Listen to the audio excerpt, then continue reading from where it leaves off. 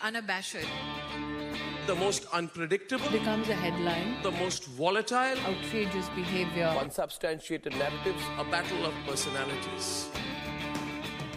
Welcome to Grant Tamasha, a co-production of the Carnegie Endowment for International Peace and the Hindustan Times.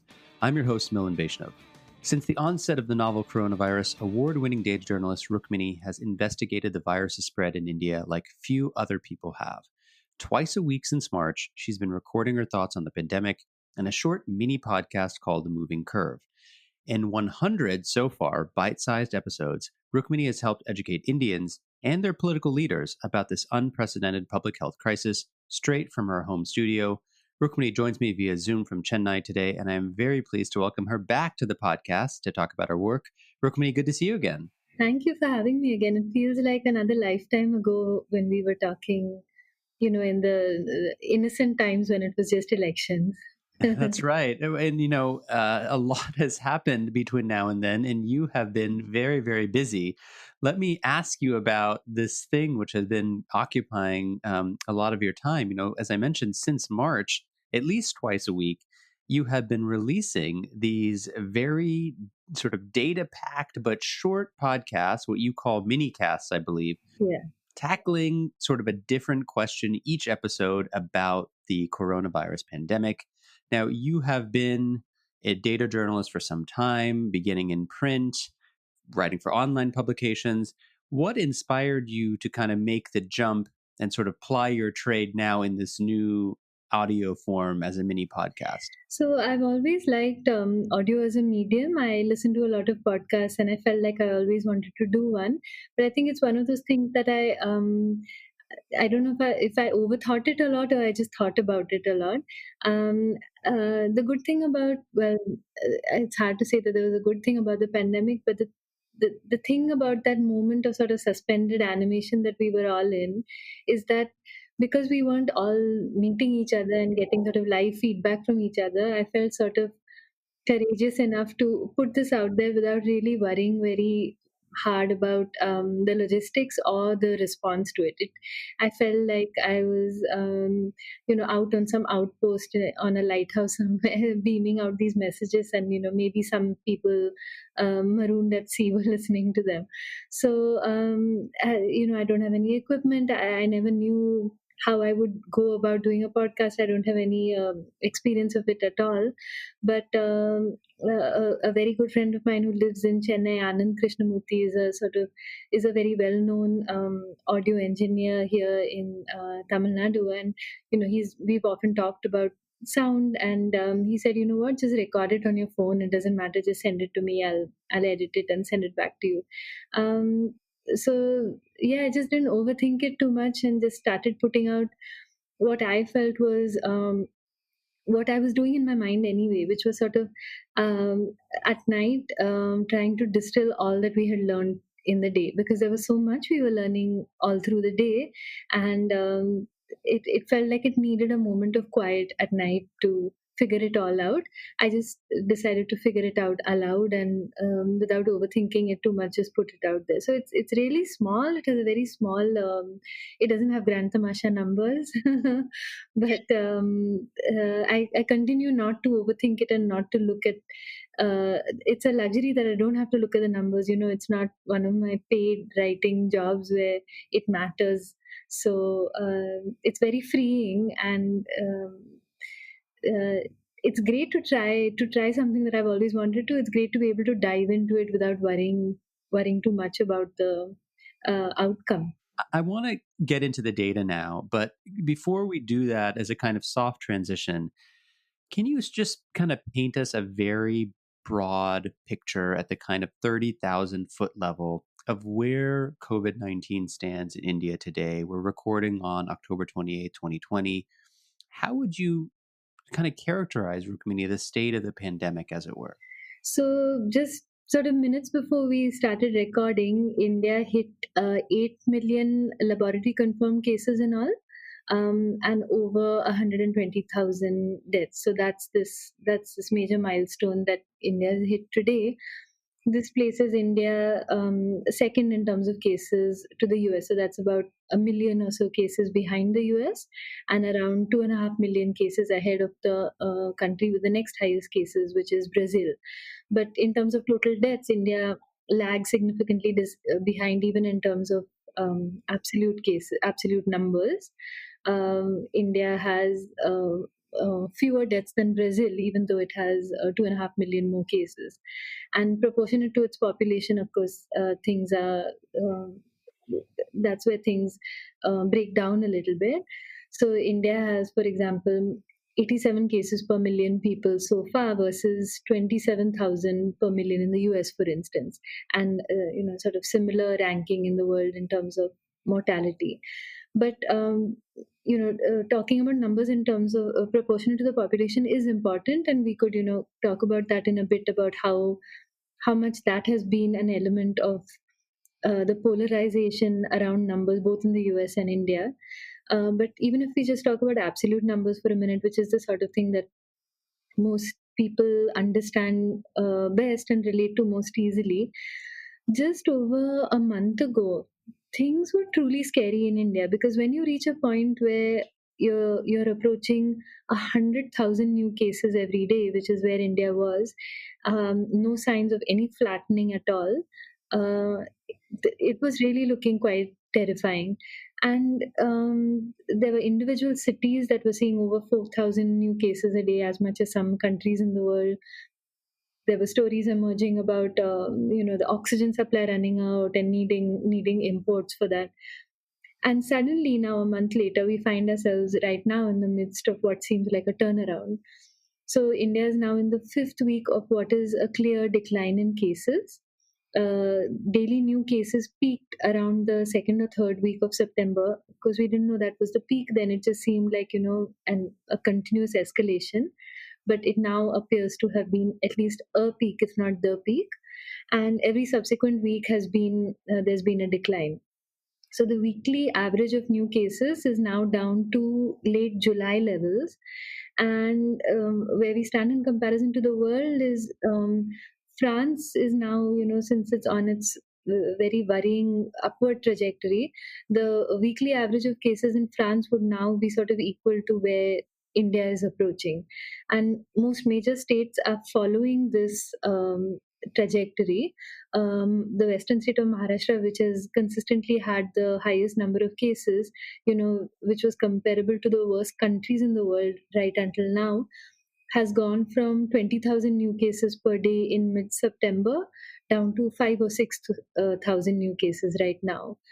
So the peak of this wave, at least, does seem to have passed. But some states and cities are in the midst of their second or even third waves, in the case of Delhi, for example. And large swathes of the population remain susceptible for reasons that we could again discuss in a little while. So I don't think any right-thinking person, despite the government having recently put out what it calls a supermodel that says that the peak has passed and active cases will now continuously decline. I don't think most experts buy that. But this is where India stands right now, and it's particularly notable because it's so much at odds with what is happening in most of the Western world. But we seem to be on the sort of declining part of this wave right now. I mean, speaking of scary, if you'd like to be truly frightened, please join us here in the United States, where we are in our third wave, although some people say, it's basically just an extension of the first wave. Let me pick up on something that you referenced in your comments earlier. According to India's health ministry, India's COVID-19 case fatality rate, or CFR, is at its lowest level, I believe, since late March 22nd. It's about 1.5%. Now, if you look back throughout this crisis, various government officials at all levels have pointed to this low fatality rate as evidence that, in fact, India has done an excellent job managing the crisis. And so I guess the question to you is India's fatality rate unusually low? And if so, do we have a good sense of why? So, the answer to this question in some ways embodies a lot of India's response to the crisis, as well as the current state of scholarship around it. So, yes, India's case fatality rate is low. And since the case fatality rate is the number of recorded fatalities proportionate to lab confirmed cases, and it's imaginable and probable that in India lab confirmed cases trail significantly behind what the total number of infections would be.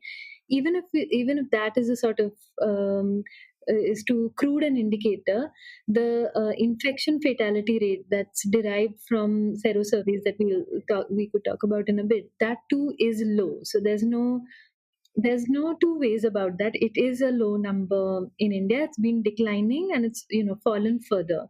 Um, there have been multiple small bits of research that explain part of it, but I don't think it's been fully explained. And in some ways, what we've been left with, so one of the explanations that's used is youth, because India's population is so much younger than many of the Western countries, and survival rates are so much better for younger people. That this could be one of the explanations. It's not a full explanation. Some research, for example, has shown, there was a good paper recently looking at two states alone, at Andhra Pradesh and Tamil Nadu, by Ramanan Lakshminarayan and a few others from Princeton, which shows that the survival rates for those over 85 in India is in fact unusually high. So this, it's not as simple as India's young and the young survive better, and there's very many disparate bits of this puzzle. But youth is not a full explanation. And I think what ends up happening is what we're left with is some form of Indian exceptionalism, some element of saying that, and this is something that you could answer whichever way you want to, right? So I've seen a number of people attributing this to government policy. Now, the problem with that is that it's hard to argue that India's response, even if we want to say that it was very good in parts, and that's debatable, or in places, it's hard to say that its response was better than South Korea, for example, or Germany, for example. So, good policy or good governance is not going to be a full explanation either. There's a number of dubious explanations, which are sort of correlational analyses, which each of them had their time in the sun or time in the headlines, and hopefully they're dying out. They still appear as news headlines. We have one even just yesterday or today, which proposes poor hygiene and sort of an elevated immune response as one of the explanations. That's not it either. So there is something going on, and I don't believe it's fully explained. But yes, India's mortality has been particularly low. And once again, this is not something that underreporting or poor reporting explains away fully.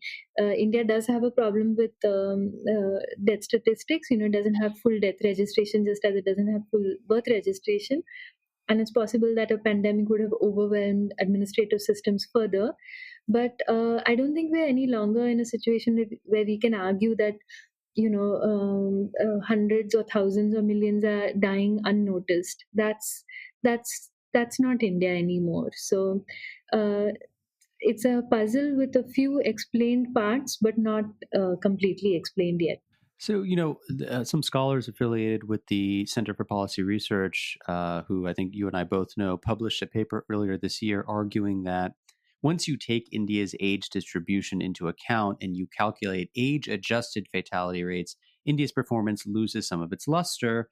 In other words, as you just said, India has gotten lucky because it is such a young population, and that if you actually look at the older end of the population distribution, those people experience worse outcomes. But that's not what you're saying. You're saying actually there is still an unexplained puzzle over there because people in their 80s, say, still have lower fatality rates than in other countries. Is that, just to clarify, is that what you're saying? Yeah. So, this is also part of something that I experienced while doing the podcast, which is that in all parts of, in understanding any part of the world, I think you always, any part of the way the world works, you always struggle with conflicting pieces of research. But this is particularly so now because it's coming so fast and so sort of concentrated.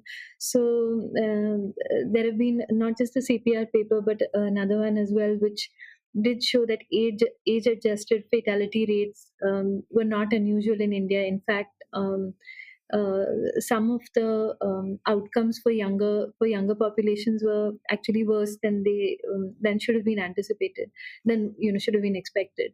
But as I mentioned, there's the Tamil Nadu and Andhra Pradesh paper, which is very rigorous and has the largest contact tracing data set of any academic research so far, which finds this particular anomaly among people age 85 and above. So, in the US, for example, fatalities sort of plateau around 65 and then worsen again significantly again.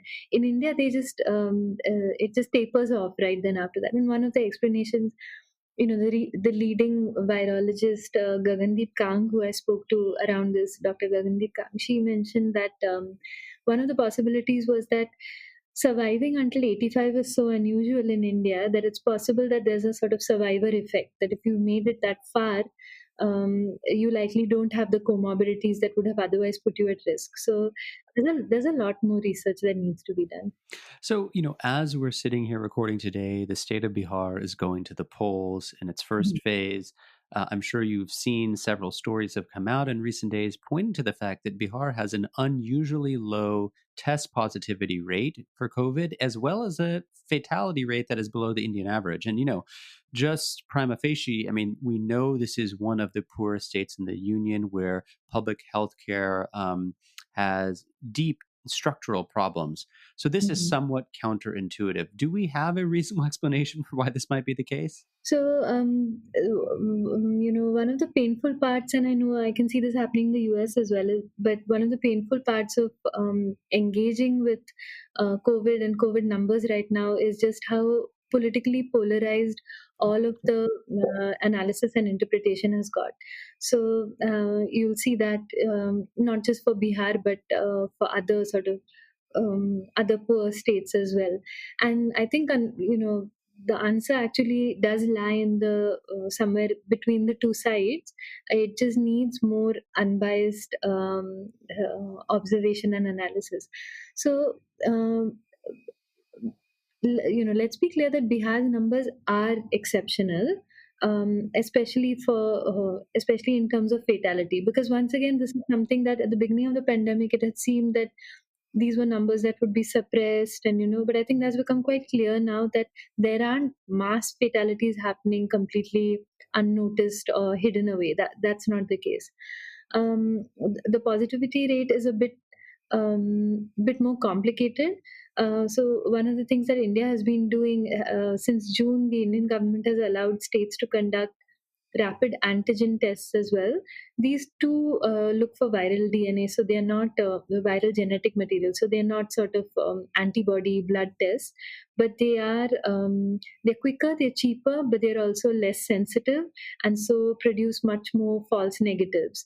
Some Indian states have significantly ramped up their antigen testing as a share of total testing, and what this means is then that your positivity rate declines. It just means that your denominator goes up significantly while your numerator grows very slowly because of the high false negativity rate. Bihar is one of the states that's conducting a lot of antigen tests. Again, that's not a full explanation. Delhi is conducting a lot of antigen tests as well, and it has, it's both its test positivity rate and the number of cases coming up every day are growing fast. So again, that's not a full explanation. There's a few things that could be happening in Bihar. One is that it's an extremely rural state. It's 88% rural, and the parts of the country, the parts of India that have been hit hardest so far are the most urbanized with the most dense population. So it's imaginable that that what's happened so far, this first wave or peak that we've seen in India, has been the most densely populated cities being hit first. And either it's likely that we're going to see waves as it sweeps through the rest of the country, or in a sort of more dissipated manner, that's how it's going to spread in the rest of the country. So I don't think that there's reason to assume that Bihar's current situation is the way it's going to be. It's likely that it'll get there later. There's a pretty good correlation between levels of urbanization and prevalence of the infection so far. It's the cold months, the winter months are anyway bring in a lot of seasonal infection, so that's something that Bihar is going to need to watch out for. There's the festival season, there's huge election rallies going on right now, so I think the truth sort of lies in between. It's not true that these are false numbers or Bihar is hiding something. Yes, there's something unusual going on, but to assume that this is because the state is doing a great job or because there's something in Bihari immune response, uh, that sort of exceptionalism doesn't work there either. So, Rukmini, I feel like we're hearing a lot about various Cerro surveys being done in cities and states across the country. Now, as non-scientists, most of us, in fact, let me be more specific, I do not have a good grasp of what Cerro survey actually is and what it's doing. So, what are they in kind of layperson's terms? And what do you think they have taught us about the trajectory of the coronavirus to date? So, Cerro Surveys, as they are being done in India, are essentially sample surveys in which a representative sample of the population undergoes a blood test to test for antibodies to the virus. So, what it would mean is whether, if it has a yes no sort of response, it would say whether you have been exposed to the virus or not. Because we know by now that 80% or more or less somewhere there of infections of COVID infections are asymptomatic. This kind of exposure becomes important to understand because a large number of people might have been infected without ever having realized it. So the Indian government has conducted a few of these Cerro surveys themselves, and a couple of city administrations and states are conducting them too. I think the most insightful one came from Mumbai, which showed not just a high level of seroprevalence, which is in the range of over 20% in both Mumbai and Pune. What that means is that it showed that 1 in 5 people in the city roughly had already been exposed to the virus. In Mumbai in particular, what they were able to show is the huge difference in seroprevalence between slums and non-slum areas. And I think that gave an important direction for public health professionals to focus on, because it immediately became apparent that focusing on shared bathrooms, shared sources of water in high density, cramped urban living settings was an immediate priority area. Another thing that Cerro surveys have shown, interestingly, is that subsequent rounds of Cerro surveys are actually showing a decline in seroprevalence. So this is something that was initially frightening to read, because it seemed to indicate that we could lose our immune response, and that means we would be susceptible to reinfection. But essentially, that is how any virus moves through the population. Over time, the number of antibodies in your blood does start decreasing, and antibodies alone are not what cause an immune response or give you immunity. So that's what Mumbai and Delhi have shown so far. The seroprevalence has decreased in both of those cities. What should have been the most insightful and useful Cerro survey was actually the national Cerro survey that ended up having a few problems in it, and is not being conducted at the speed and periodicity that's needed. That's important because, for example, just the question that you asked me just before this about Bihar, the the best way to answer it would be through a Cerro survey, and Bihar seems to have conducted one but not released the information. The Indian Cerro survey would have sampled Bihar as well. So what we really need more Cerro surveys of now are from smaller cities and from rural areas, because we really have much less idea of what's going on there. So could I just interject here? So again, this is kind of COVID-19 for dummies. So if seroprevalence in a place like Mumbai shows that 1 in 5, 20% of the Mumbai population has been exposed to the virus, wouldn't that then imply that, in fact, India's case fatality rate is even more exceptional than what we might think based on lab confirmed tests? Yes, that's actually exactly what the Cerro Surveys did show, because what you can produce from that is called the derived IFR, the infection fatality rate rather than the case fatality rate. So that's confirmed fatalities proportionate to the real number of infections. And that across the world, that produces a much lower number than the case fatality rate, as that did in India as well. But the initial Indian estimates were even lower than what you would have expected given global comparisons. And that, with the case fatality rate, you can still imagine that what's partly driving it is reporting issues. But with infection fatality rate, that's it. That's what the number is. So that's in fact the number that did make it clear that something unusual was going on in India. Though I have to say, in parts of the country, for example, in parts of big cities, the infection fatality rate is not that different from what it is in the rest of the world. But the overall all India one, or in non-slum areas, yes, that is unusual. So I want to sort of take us back in time to one of the most vexing questions I think that has we have to grapple with, which is the stringent lockdown that was imposed in March. In September, I believe you published a column in Mint asking the basic question: why has India emerged as a global epicenter of the pandemic, given that it instituted one of the most stringent lockdowns in the world, right? I think social scientists have kind of validated that. I realize that it is extremely difficult to name all of the factors responsible for this discrepancy, but if you could sort of boil it down to its essence, how would you explain the coexistence of these two things? Really serious nationwide early lockdown on the one hand, and a release of the lockdown and just a complete explosion in the number of cases. So I think one of the important things is the distinction between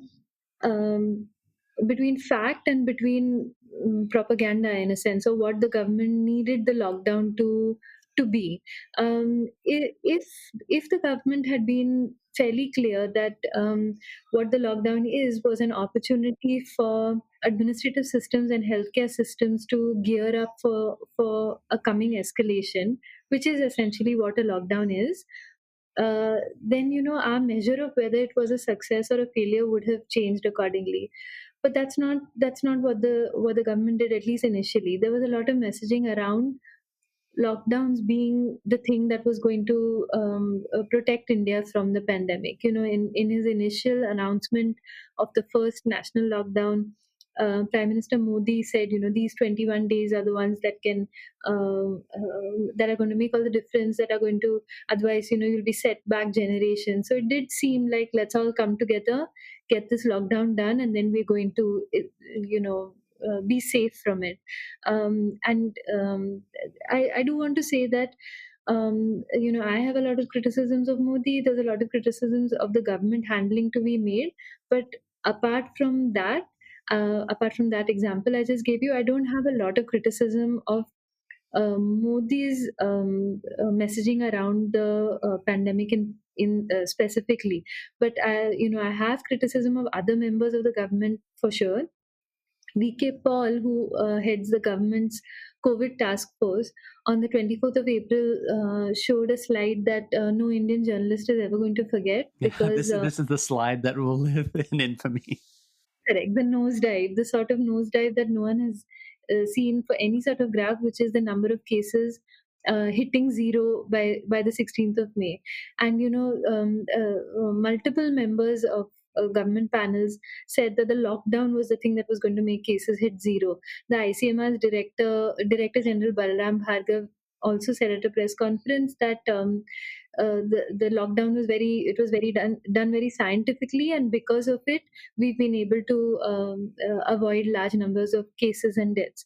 So to expect a lockdown to make a country's cases disappear is a problem. And the problem was around the messaging around it. So that's one of the reasons why I don't think that the lockdown helped, because lockdowns don't do that. What they do is sort of push the way further and help you develop systems for that.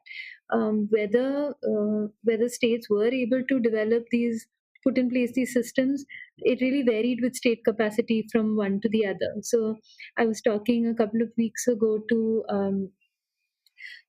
an IS officer who heads Tamil Nadu's medical supplies procurement agency.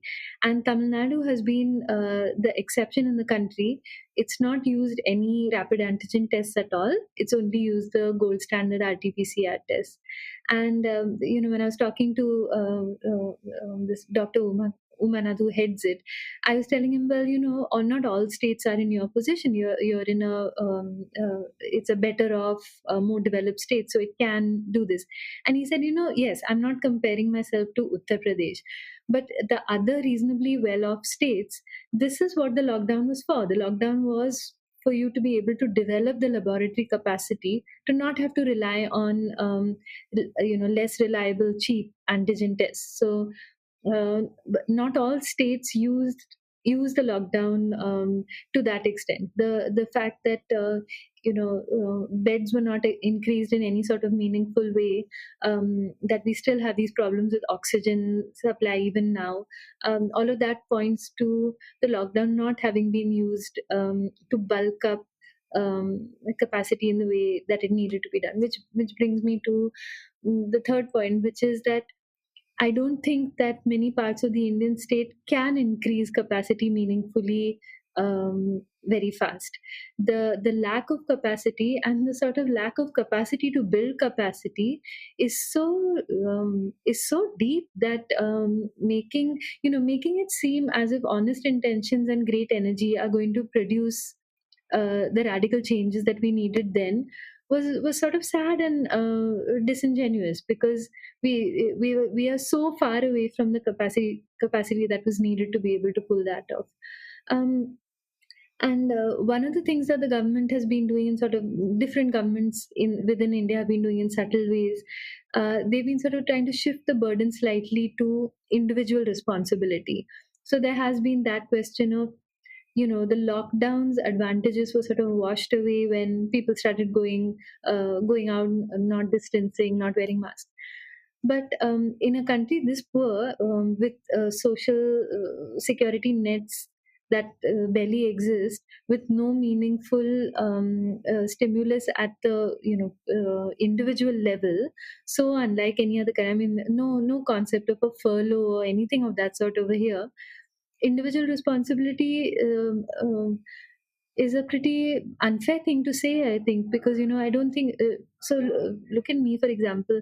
My life has barely changed since the lockdown, because since I have the luxury of not having to go out to work, and my kids are not in school, so they're at home most of the time, I hardly go out at all still.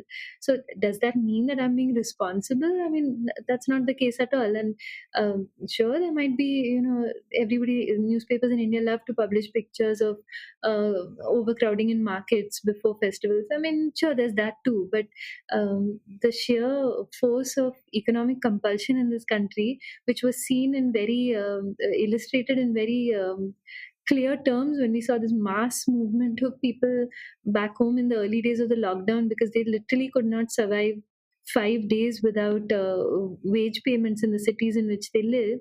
I don't think the strength of that economic compulsion is now unknown to anyone. So the individual responsibility argument really breaks down there for me. So, Rukmini, just to kind of take you off COVID on a tangent for a second, one of the issues you wrote about pretty early on in this crisis was this sort of deferred healthcare that wasn't occurring. So these were kind of prenatal visits. It could be cancer screenings. It could be immunizations. It could just be, check-ins with your doctor. Obviously, they weren't happening because many people feared contracting COVID if they went to their doctor, if they went to the clinic, if they went to the hospital, and so on. Sitting here in late October, do we have a sense of how significant these impacts are of non-COVID related health stresses because of the impact of COVID? So I'm just going to get to the first part of what you said before I get to that, which is that part of it was people trying to put this off out of fear, but a big part of it was also people simply being unable to access healthcare. So, all public transport was completely shut off Sure. for nearly a month. So, and the reason, the place where that becomes very stark is when access to emergency services crashed as well. Why should there be fewer people showing up with, strokes and heart attacks, even if you account for reduce stress because people were in at work less. The reduction in institutional deliveries, for example, the reduction in access to emergency services, those are very worrying indicators. And the Indian media was awash with stories of people seeking care but being unable to access it for non-COVID emergencies or non-COVID conditions. Um, we haven't been able to capture the impact yet in terms of quantitative data, but every doctor in this country will tell you what they're seeing in their OPDs now that OPDs are beginning to, outpatient departments are beginning to restart, which is that they are seeing all of their chronic condition patients come to them in far more advanced and uncontrolled forms of what they were experiencing before. I was told this in very heartbreaking terms by a very senior doctor in rural Maharashtra. His name is Dr. S.P. Kalantri, and he's the medical superintendent of a teaching hospital in a very poor and deprived part of eastern Maharashtra. And he was saying how heartbreaking it is for him to see patients who he knows that if they had come to him a month or two ago, the quality of their lives, would have been so different. Maybe even how long they survive, just because of all that they missed in the months before that. And he says this is being echoed by doctors all across the country. I do hear this. It's even just the scale of things. The diabetes, blood sugar readings that doctors were accustomed to seeing of people who were experiencing diabetes, and the numbers have changed because it has been so uncontrolled in the last few months. And India had an enormous dialysis crisis as well. So there's a huge number of Indians who rely on daily dialysis for their malfunctioning kidneys. And there was an enormous disruption in dialysis, which um, it doesn't need much to be able to say that this is going to affect the life expectancy and the quality of life of a certain subset of Indians for sure. But no, we don't yet have the empirical data. All of this is not stuff that's going to show up immediately as well. So the problem is that India doesn't have good and quick overall mortality statistics. But this is something, we can't stop looking at it this year. We're going to need to look at it for the next few years to know all that happened through this year. You mentioned the media, Rukmini, in your response just now. So that's a good segue for me to ask you about something that's on my mind, which is, as somebody who's a member of the media, but also maybe has some outside perspective, given that you're a kind of freelance journalist and you're in Chennai, outside of the kind of major media bubbles of, Delhi and Mumbai, how would you assess this kind of media coverage of the pandemic in India thus far? So any shortcomings are not for want of hard work. The kind of personal risk that a huge number of journalists have either chosen to in some cases and had to in many others put themselves through is not a story that I think is very well known outside of India, because Indian journalists are not very prone to talking about their own trials on the field. But there's an enormous number of Indian journalists who tested positive for coronavirus as well. The problems don't really stem from lack of coverage. I've seen journalists really fan out across the country, even during the lockdown and when it was so hard to travel. But there's definitely been a problem in terms of over reliance on government explanations, even in cases where it was clear that they were not full explanations. So we will see this even now in the last couple of days, when this super model that the government calls it, that they put out, that they're saying, shows that the pandemic is on its way out over here. Not enough speaking truth to power, not enough checking back with uh, outside experts on the government's line. But again, I have to say that because I follow the government's press conferences pretty clearly, they are so opaque. They take such few questions and give such little information in that. I sympathize with journalists who are not able to get these responses from government either. Um, and one of the problems has been that's really come out is that Indian journalists are not well trained on how to report on science. So, how to deal with preprints, with non peer reviewed research, all of those are big issues that have come up now. And I hope, this has made newsrooms realize that they need to invest much more in this. And just one sort of small tangential thing that's come up for me. I never attach much importance to what to the international media's coverage of India. It's not their problem, and so if I have a problem with it, that's not their job necessarily. That's fine. But when the story did shift to India and India really became the global epicenter for a while, I found the international coverage really lacking. There were a couple of sort of pre-decided narratives, and most of the journalism fit into that.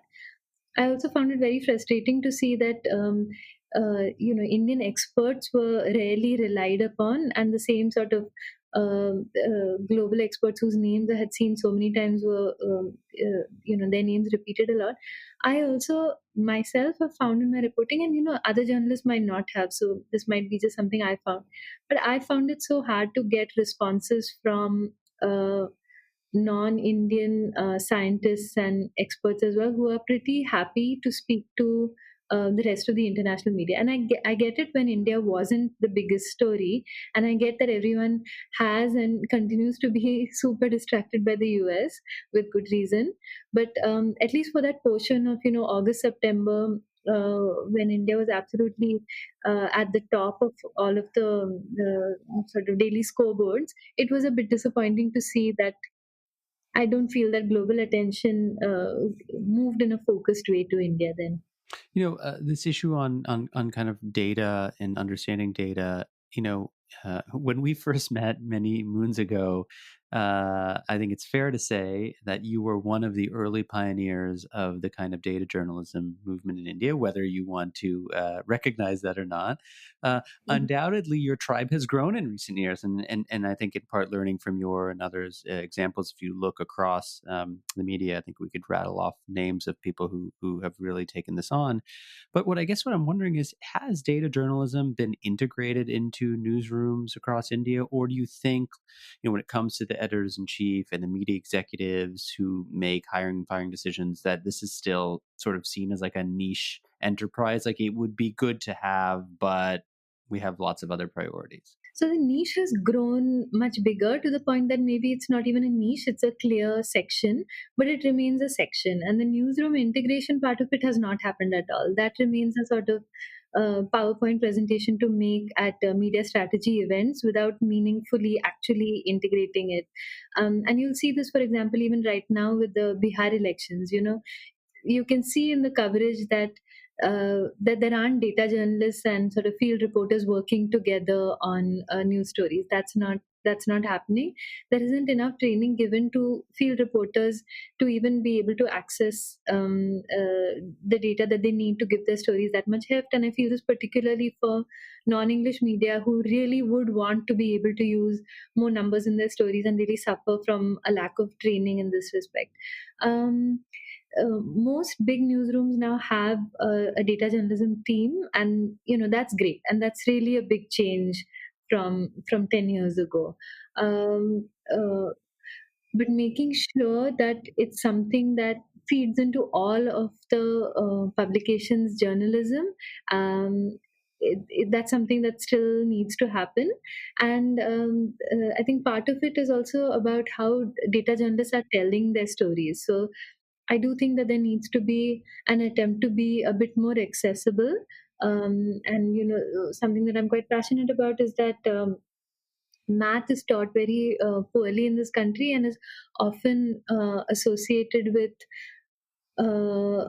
being smart, when the problem often is that it's been taught so poorly that that's what's preventing the person from understanding it.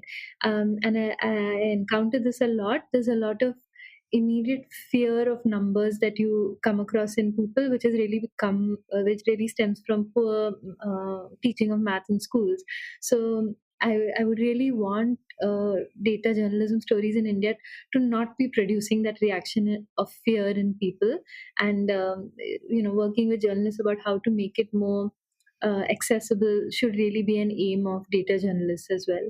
So, Rukmini, just kind of coming to the end of our conversation here, without giving too much away about what you're thinking about for sort of future episodes of the podcast, I'm wondering if you could just dwell for a couple of minutes on what you think are some of your own biggest lingering or unanswered questions that you still have about the virus after months of pouring through of data and studies and talking to people.